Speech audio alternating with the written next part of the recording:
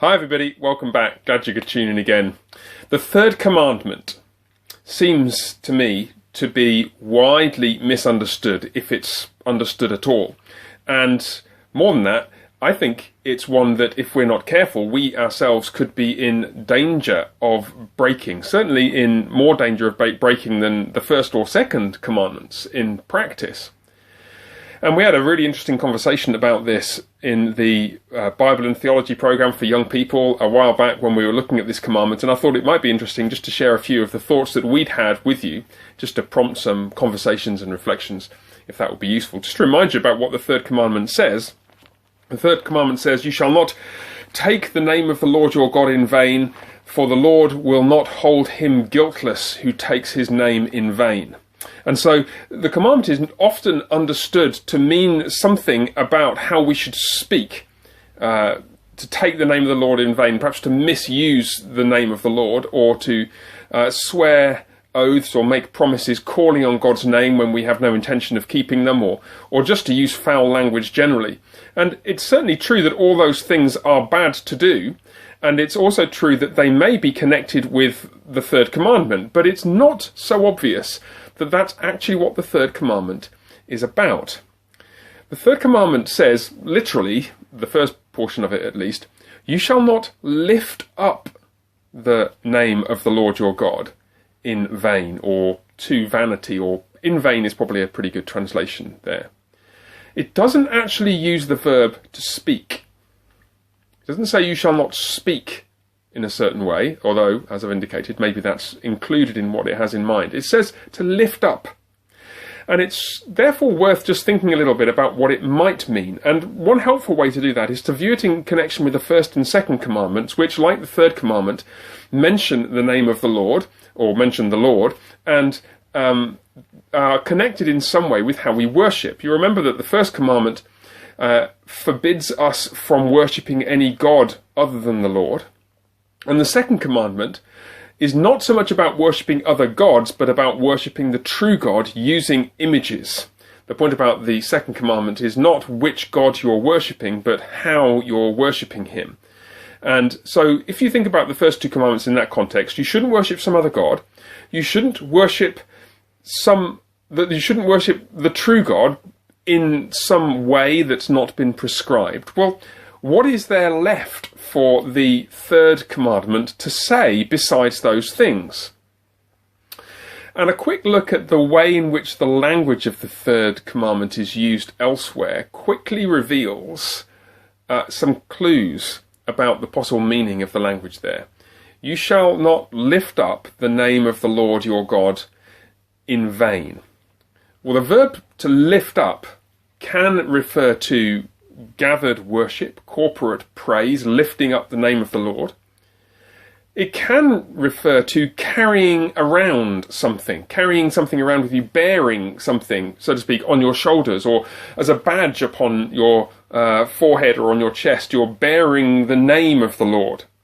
And so both of those contexts suggest something to do with worship, either specifically considered in gathered corporate worship, or more broadly the worship that consists of the whole of our lives of devotion to the Lord, Romans 12, 1 and 2, and so on.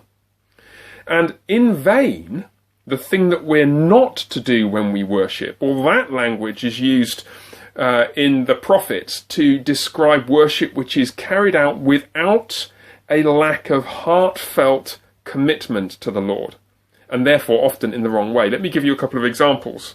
In Malachi chapter 3 verse 14, Malachi castigates the people of Israel because they have said it is vain to serve God. They've regarded it as a light and trivial thing. And of course, the way that they have been worshipping God has been trivial and indeed ungodly, in as much as they've been bringing diseased and blind animals to sacrifice to him.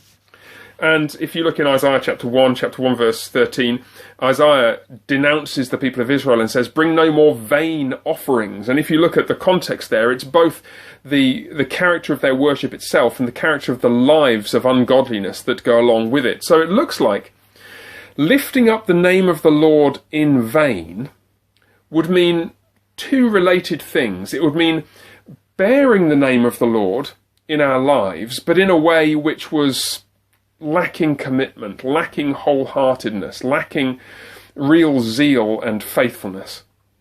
And it would mean, in gathered worship, in corporate worship, perfunctoriness, or not really being bothered about what we're doing, and doing things in a sloppy or careless or lackadaisical or cheapskate kind of a way, like the people in the days of Isaiah and Malachi. So that's what the commandment has in mind. First commandment, don't worship any other God but the Lord. Second commandment, don't worship the Lord using some created structures that he hasn't commanded. And the third commandment is about the attitude of heart. The attitude of heart which must be present within us when we're worshipping the Lord. Now, one or two interpreters have pointed out that this development from the first to the second to the third commandment actually mirrors some aspects of Israel's history. If you think back in the early days, the great temptation in the early days of Israel's life, and certainly in the period of the Judges, was to worship false gods, to break the first commandment. Later in Israel's history, particularly during the monarchy, the temptation to worship false gods is still there at times, but much more prevalent and much harder to eradicate was the temptation to worship the true God, but in the wrong way, particularly at the so-called high places. And even the greater kings of Israel after David and Solomon, some of the great kings of Israel in the later monarchy, they might have conducted fantastic reforms, but they didn't get rid of the high places. There was still second commandment breaches going on. People worshipping the Lord at these shrines up in the hills when they should have been worshipping the Lord in his temple in Jerusalem.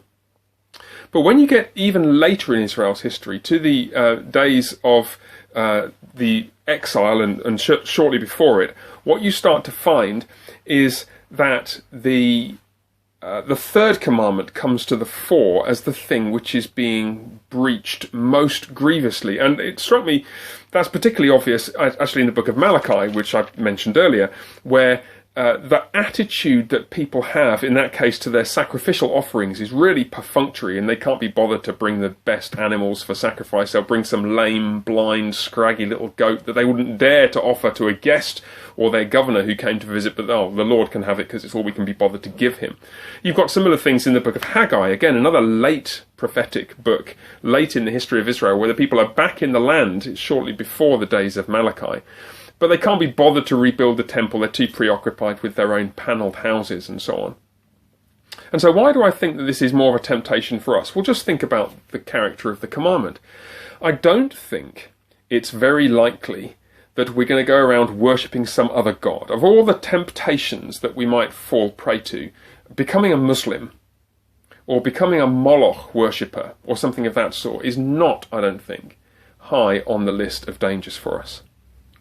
Perhaps it's true that we must be careful, particularly in relation to the second commandment, to watch for the curious attractions of some other Christian traditions which have embraced an ungodly and unbiblical use of images in their worship. You can think of Christian traditions, Roman Catholic and Eastern Orthodox traditions, which, for all their strengths in some areas, nonetheless, as the Reformers pointed out during the Reformation, this is a catastrophic problem in Roman Catholic worship and, of course, in Eastern Orthodox worship, which they weren't so concerned with in the Reformation, that images and other physical icons and so on have corrupted and polluted the form and the content of the worship in those church communities. Maybe that is a danger, but much more of a danger, I think, for us is this twin third commandment threat of half-heartedness when we gather together to worship the living God on the Lord's Day,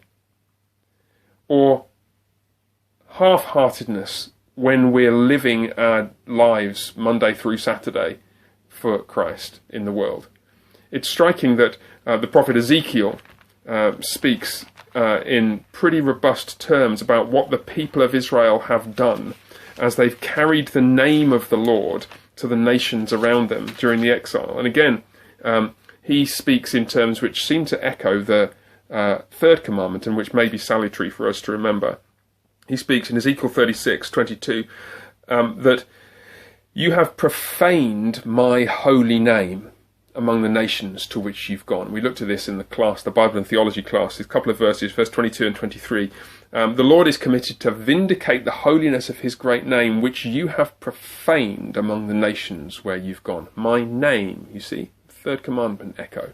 How the people of God among the nations, scattered around, in some sense a little like we are, scattered among the nations of the world, are in grave danger of profaning God's name by not bearing it with integrity and godliness.